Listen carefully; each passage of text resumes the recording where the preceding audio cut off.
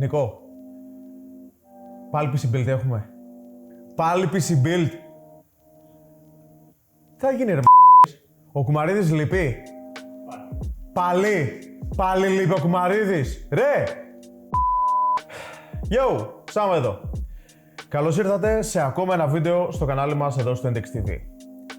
Λείψαμε κοντά στον ένα μήνα και η τιμωρία μου είναι να ξαναστήσω PC. Ωραίοι φίλοι. Πίσω από την κάμερα ο ένας και ο μοναδικός Νίκος Σουσάμογλου. Πες γεια. Έχουμε δει unboxing του Beast. Ο Θεός το κάνει. Έχουμε δει πρόσφατα και το FPS Gaming PC του φίλου μας του Σταύρο. Νομίζω πως ήρθε και η ώρα να δούμε ένα λίγο πιο απλό, πιο minimal PC. Ένα office PC. Ένα PC το οποίο δεν απευθύνεται σε hardcore gamers που θέλουν τα τρελά, τα frame rates ή τα 4K, τα μαγευτικά, το έτσι και το άλλο, ξέρω εγώ. Θέλουν να κάνουν απλή δουλίτσα. Θέλουν να έχουν έναν υπολογιστή είτε για το γραφείο τους, είτε για το διάβασμά τους, αν είναι φοιτητές για τις εργασίες τους, το digging τους και δεν συμμαζεύεται. Και ρε παιδί μου, κάνα μια ντότα, κάνα λολάκι, τίποτα έτσι χαλαρό, να μπορούμε να το παίξουμε στο φλου ρε παιδί μου. Και αν θέλουμε να βάλουμε και μια κάρτα γραφικών έτσι πιο έτσι low budget, να μπορέσουμε και με αυτό να κάνουμε μια δουλίτσα, να παίξουμε έτσι και ένα παιχνίδι. Κάνα Minecraft. Λοιπόν, σίγουρα όχι Minecraft. Αλλά γενικά ρε παιδί μου είναι ένα πάρα πολύ απλό minimal PC το οποίο θα δούμε σήμερα. Τα parts είναι πολύ απλά. Καταρχάς δεν έχουμε κάρτα γραφικών γιατί πρακτικά δεν τη χρειαζόμαστε για μια office δουλειά. Ξεκινάμε με τις μνήμες, οι οποίες είναι τις G-Skill. Αγαπάμε G-Skill γενικά, όπως έχετε καταλάβει σε αυτό το κανάλι, χωρίς λόγο, αλλά είναι καλές. 2 οκτάρες μνήμες της G-Skill. Έναν SSD, τον 860 EVO της Samsung. Στη μητρική μετά έχουμε την B450M DS3H. Ένα χειροκρότημα που κατάφερα να το πω όλο αυτό με μία ανάσα. Λοιπόν, μία motherboard πάρα πολύ απλή, με 4 DDR4 ντυμάκια, minimal, micro ATX, την κάνει τη δουλειά πένα, δεν είναι κάτι το φοβερό, είναι πάρα πολύ οικονομικό, αλλά κάνει μια χαρά τη δουλειά της και μπορεί να τα απεξέλθει και σε πιο λίγο δύσκολες καταστάσεις. Δηλαδή, με έναν καλό επεξεργαστή θα μπορούσε να κάνει και μια πιο extreme δουλειά πέρα από την κλασική office δουλειά. Στο επεξεργαστή έχουμε τώρα τον Ryzen 5, τον 2400G. Απλός, καλός, λιτός και απέριτος. Χωρίς πολλά, μην περιμένετε τώρα να έχει τα φοβερά, τα renders και δεν συμμαζεύεται, αλλά είναι ένα τσιπάκι το οποίο μπορεί να τρέξει κυριολεκτικά τα πάντα με άνεση και χωρίς κανένα πρόβλημα. Σίγουρα δεν απευθύνεται σε πάρα πολύ hardcore επίσης users όπως βιντεογράφοι, φωτογράφοι που θέλουν να κάνουν extreme renders και δεν συμμαζεύεται, αλλά σίγουρα για μια minimal δουλειά είναι πάρα πολύ απλός, καλός, γλυκός, απέριτος. Και ένα RGB 500 τροφοδοτικό της Thermaltake. Το είπα χωρίς να σπάσω τη γλώσσα μου, προσπαθήστε να το κάνετε κι εσείς. Περιμένω. Και την ησυχία σας. Της Thermaltake λοιπόν, το οποίο ουσιαστικά είναι ένα απλό RGB 80 plus silver certificated τροφοδοτικό. Το case στο οποίο θα βάλουμε όλα αυτά τα parts είναι το Cooler Master MB520.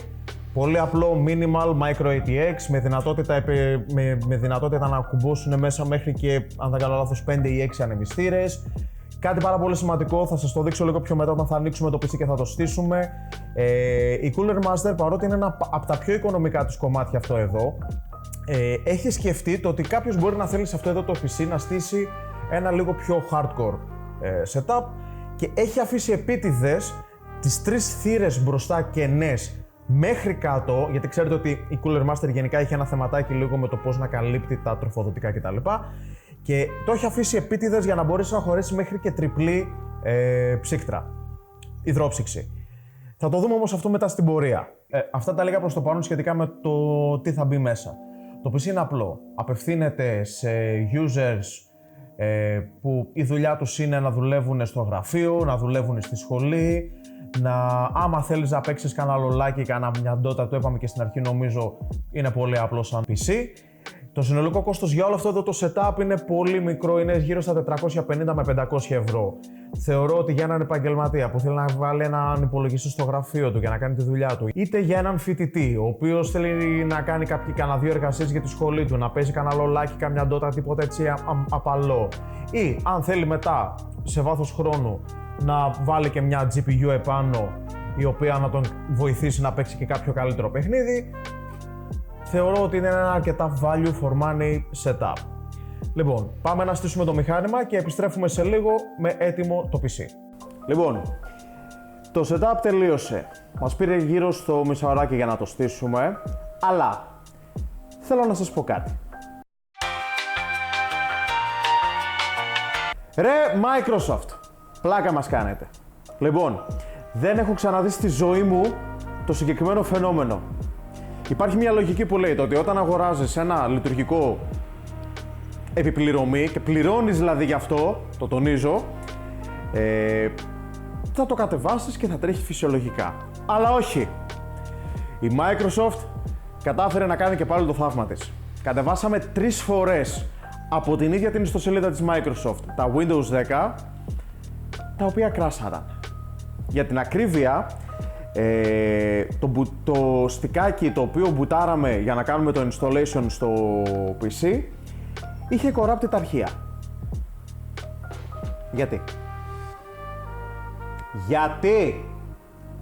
Γιατί είναι τόσο δύσκολο?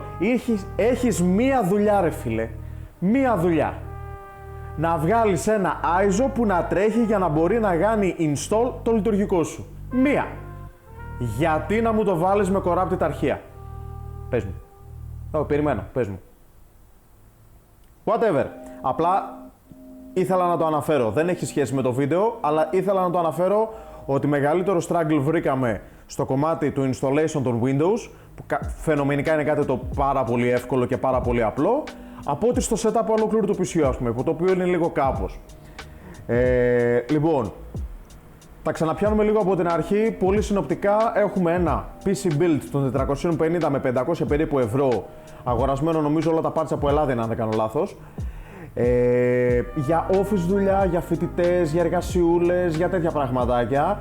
Όπως βλέπετε, έχει και 2 PCI Express θύρες, οι οποίες μπορούν να υποστηρίξουν και μια κάρτα γραφικών αν θέλετε, για να βάλετε κάποιο παιχνίδι λίγο πιο extreme, κάτι το οτιδήποτε. Δηλαδή με ένα μικρό update μπορεί να γίνει η δουλειά σας. Αλλά η βασική ουσία αυτού εδώ του μηχανήματος είναι το να δουλεύει ως ένα PC που απευθύνεται σε επαγγελματίες, σε φοιτητές, τέτοια πράγματα. Το design τώρα του συγκεκριμένου case, όπως θα δείτε και εδώ πέρα, είναι δεν το γυρνάω πάρα πολύ γιατί έχει λίγο βάρος, είναι πολύ ωραίο, είναι πολύ minimal, απλά τα κουμπιά εδώ πέρα μπροστά, χωρίς πολλά φρουφρού και αρώματα. Δεν υπάρχουν RGB και τέτοιες καταστάσεις εδώ πέρα, γι' αυτό ούτως ή άλλως δεν το έχουμε βάλει και στο ρεύμα για να τα δείτε, απλά το ανοίξαμε για να δείτε πώς είναι το από μέσα του. Ένα πράγμα το οποίο λίγο μας εκνεύρισε και εμένα και τον Νίκο είναι αυτό εδώ.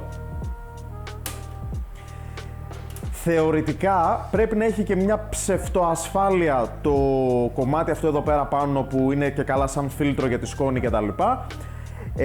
Έχει μια μαγνητική επαφή, είναι καλή, κάνει τη δουλειά της, αλλά πολύ εύκολα μπορεί να φύγει. Δηλαδή πες ότι το σκουντάς λίγο, το ακουμπάς, το οτιδήποτε. Και αυτό είναι ένα αρνητικό για μένα το οποίο βρήκα σε αυτό το case, γιατί είναι πάρα πολύ εύκολο κάποιος άθελά του, περνώντας από πάνω, από δίπλα το οτιδήποτε, να το σμπρώξει και να αρχίσει μετά να μπαίνει η σκόνη αβέρτα μέσα στο PC, στα φανάκια και να έχουμε μετά το γνωστό πρόβλημα που αντιμετωπίζουμε με τις σκόνες. Οπότε θα ήθελα να υπήρχε κάτι σαν safety, να το πω, κάτι λίγο, το οποίο να το κρατάει λίγο, ρε παιδί μου, λίγο παραπάνω. Δηλαδή έχουμε δει και άλλα cases που είχαν επίσης φίλτρα, βγαίνανε με μια έτσι, πώς το λένε. Τέλος πάντων, ήταν ένα αρνητικό το οποίο βρήκαμε μέσα σε αυτό το case. Δεν είναι κάτι το σημαντικό όμως, λόγος για να μην αγοράσεις το συγκεκριμένο case. Είναι πολύ καλό, είναι minimal, micro ATX παίρνει χαλαρά και ATX αν δεν κάνω λάθος. Αυτά. Λοιπόν, αυτά τα λίγα προς το παρόν από εμάς. Μέχρι το επόμενο μας βίντεο, να είστε όλοι καλά.